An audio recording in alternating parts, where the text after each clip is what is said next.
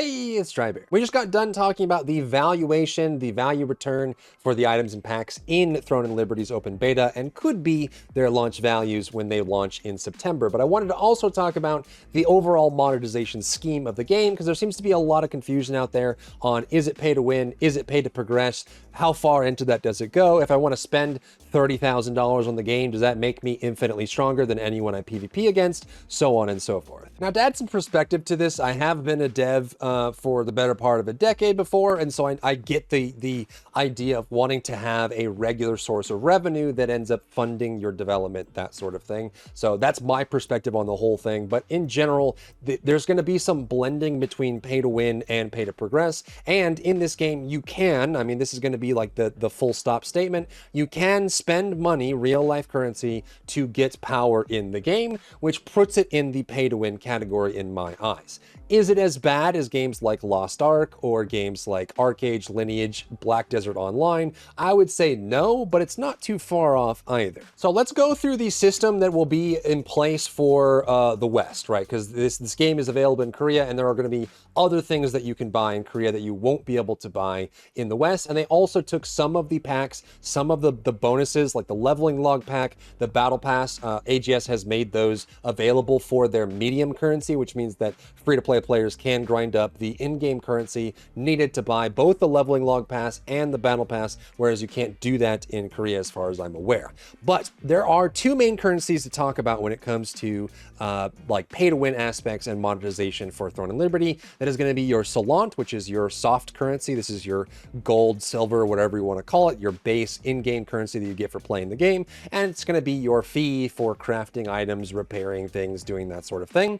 And then you have your hard/medium currency called Lucent. The reason I say medium, typically we put premium currencies as a hard currency, which means you have to spend real life money in order to access it. However, this one is mixed together in the same pool. So you have this hard currency Lucent, which you can buy in the store. The values that we have in Korea right now, if we took those values at the exact like Korean won that we have for that with the current exchange rate between won and USD, if you were someone who uses USD, this is how much you would get. So it's about a $2 pack, a $7 pack, a $20 pack, 35, and then 71. Typically in Western games, we see 5, 10, 20, 35, 50, 100, and usually those scale up in a linear scale, which means that you're going to get that about here. So honestly, this is like these prices here, if they were to release this way, we don't have an actual value from AGS yet on how they want to sell their premium currency. This is not really out of bounds. I would say that this is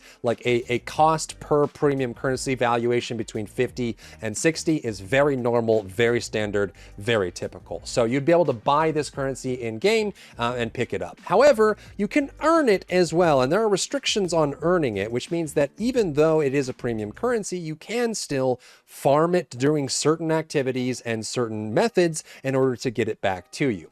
So what are those? The first and probably the primary method is going to be the auction house. So in-game, there's an auction house. You can sell items on here for Lucent, and you can buy them on here for Lucent. And hopefully later on, they will have purchases on this for Solant as well. And I don't think they've fully fleshed out how they want to do it. You can see right now in the open beta, all of this is for Solant. It's only available here. So if you're free to play, it'll take you some time to farm up the Lucent here as the hard premium currency for the game, and you can go and buy these to get items from this. This is mostly just going to be gear and materials that allow you to upgrade or improve your gear. Extracts improve the traits on the gear as well and make it stronger, and you'll be able to buy like materials or the crafting recipes in order to make the gear that you need. Now, obviously, since you can buy gear off the auction house for a premium currency and equip it, it does allow you that direct route. If you want to spend money and get items, you absolutely can in this game. The difference here is that at least what they've told us so far is that they will be limiting the purchase of gear, like actual gear on the auction house, to only the base level versions of the gear, which means that once gear has been upgraded or improved or refined in any way, it will no longer be viable to be sold on the auction house, which means you can't, someone can't upgrade their gear, like get all the way to the very end, get the precious quality gear, get the highest, best gear for every slot, and then sell it on the auction house to a whale or a crack second, and they spend $10,000, they get the best gear and they go. But it does mean that they can skip over some content. It's kind of like Diablo 3's Real Money Auction House, where you could buy base drop gear from Act 4 in Act 1 and then blow through that content and get a little bit faster, which is kind of waiting in the pay for progression category because you're able to get yourself stronger. But when it comes to endgame and when it comes to like PvP, it's not a great return for the value you get. So you won't be able to buy the best gear on the auction house for the Lucent, the hard currency. You won't be able to buy it for any other way than just playing it, getting the drops yourself, or finding the base materials and crafting it yourself. You won't be able to get that there. It will make your life easier because these recipes can be quite hard to get. Even if you have the materials to craft something at the crafter, you won't be able to craft it without the recipe if it's a rare quality or higher, which means that people that spend will be able to get those a little bit sooner than you. Let me show you what I mean by that. We can go over to the crafter here, and this is going to go up by quality, so you can see that the lowest quality gear will just have a generic recipe along with it. But as soon as we go to the blue quality, it now requires a specific recipe for that specific item. So even if you have all the crafting materials, you won't be able to craft it without the recipe. A lot of this stuff can be farmed through like open world. You can get these drops here, and they also have the lithograph system, which means that as you get gear, you can destroy it and roll it up to better items. So for example, if I were to craft or loot all 4 of the green wands, like the green quality wands, if I destroy them and add them to my lithograph recipe book, it will just give me one of the 4 blue wands that's above it, so that as you find more gear, you farm mobs that drop loot. They drop even like the white gear you can see gives you materials. You can destroy it, consume it, put it in your recipe book, and get more stuff out of it, which allows you to roll it up. But you'll notice that you don't get the higher quality recipes as you move further along in the lithograph book. You will get specific armor, so once you get all 4 kinds of the previous quality level, you'll be able to fill these up and get higher quality gear out of it, but you can't get the targeted crafting gear recipes unless you drop them in dungeons, find them in world drops, or spend the premium currency to buy it off the auction house. Now, unlike Lost Ark, you can't convert these currencies between each other, and they've already confirmed that that is the case as well. So you won't be able to buy Lucent and then convert Lucent into your gold, your Salant, so you won't have that. So AGS, I think, has been yelled at by Lost Ark players for too long, for the last 2 years, and they've kind of put that line there, I guess, so they won't be able to convert that. And of course, because Lucent is going to be earnable by all players, albeit at a slower rate if you're free to play, then that means that this creates a nice barrier between the 2 currencies. Next, let's talk about the growth materials as well, like making your gear stronger. And again, once I upgrade this, I can't sell it on the auction house anymore. Only base level items can be sold there. But there's growth stones that you can get, polished materials like crystals, you can get powder, all of these things. About half of the growth materials can't be purchased on the auction house, which means you won't be able to grow all gear pieces, but some of it can. Even just on the open beta auction house, you can see that there are these gems. These gems and ores can be crafted into any of the most of the upgrade materials. So these can be bought into training books and improvement books for your skills. You can get these for growth stones for accessories, weapons, armor, that sort of thing. And this is for Lucent as well. So you can get probably about 50 to 60% of the growth materials by spending money, but the other half you can't. You have to get it by playing the game. And we can confirm this by going to the skill vendor, which allows us to create these training books for your skills. The gems can be purchased, but the parchment cannot, which means you have to find this, craft this, create this yourself, so you get half the material that you need to make your skills stronger, but that is still half the material. And while the growth is a little bit slower for some of these skills, you can actually end up adding more base value, more scaling value, more overall value for these skills,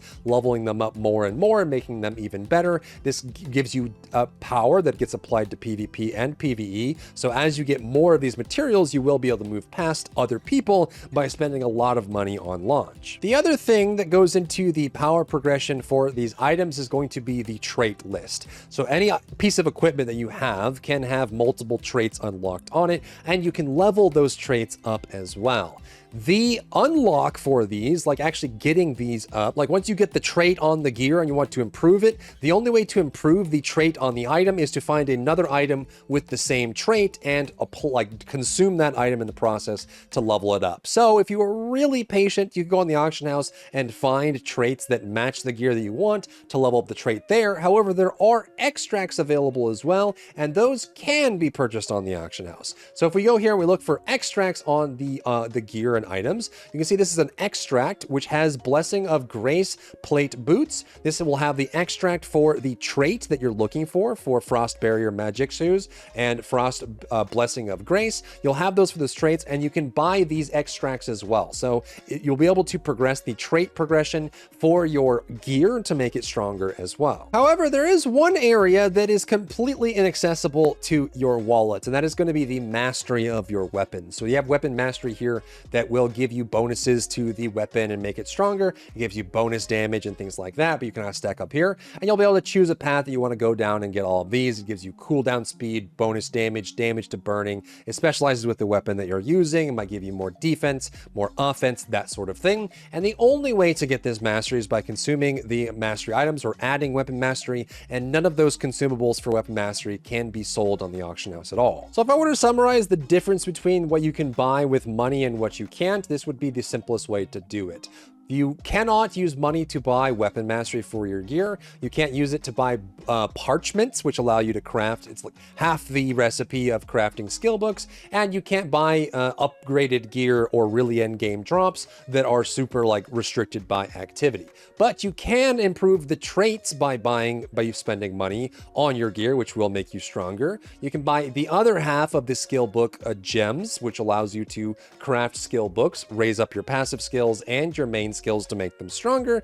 And you can buy the base unupgraded gear, which is really only going to matter in the first few months of the game when people are progressing to endgame, right? Someone who spends money can jump on the auction house if they're available, and they can buy better gear than what they're wearing as a base level. But once everyone's the same level and caught up, the base unupgraded gear is going to be rather meaningless. It's going to matter a lot more how upgraded your gear is and how strong it is. So from that standpoint, they won't be able to get the best gear in the game by spending money, but they can improve the traits on that gear by spending money. And on top of that, there will be some progression and growth materials you can get by buying like the early access pack, the battle pass, the leveling log pass. So a lot of the people that spend a lot of money, like sharks and whales, will be pretty well set for the launch of the game as they move forward. Now, if you're free to play and you're kind of just jumping into the game and playing passively, you will be able to get to where the other spenders get to. If you're free to play, not only can you buy most or all of the cosmetics in the shop, you can buy most or all of the items on the auction house. It will just take you longer, and you'll have to participate in more activities to earn the Lucent, and you will be able to get to the same strength as them. Ultimately, you won't be able to get there as quickly. And that's kind of where things sit for Throne and Liberty and where it ends up overall, because it's kind of in between pay to win and pay to progress. Yes, people that spend money can get stronger than you, and they will do it faster than you, but you will be able to catch up to them in time. And it's not quite as severe as something like Lost Ark, where you can directly convert real money currency into in-game currency and buy things as much as you want, unlimited. And it's not quite like Arcade or Lineage or BDO, where you can just keep spending money to progress. You will hit major progression walls that you won't be able to open your wallet to get through. You will have to play the actual game and progress through that if that's what you're looking for. So it's kind of a hybrid approach. It's not quite as severe as some of the other games we've seen, but there are going to be options there for people that that want to play free to play, and there's going to be options there for people that want to spend money and get through the game. So I hope this helps. If you found value in today's video, leave a like down below, leave a comment for the algorithm to help this video get seen by more people, and don't forget to check out my other channels for other content and other stuff and other things.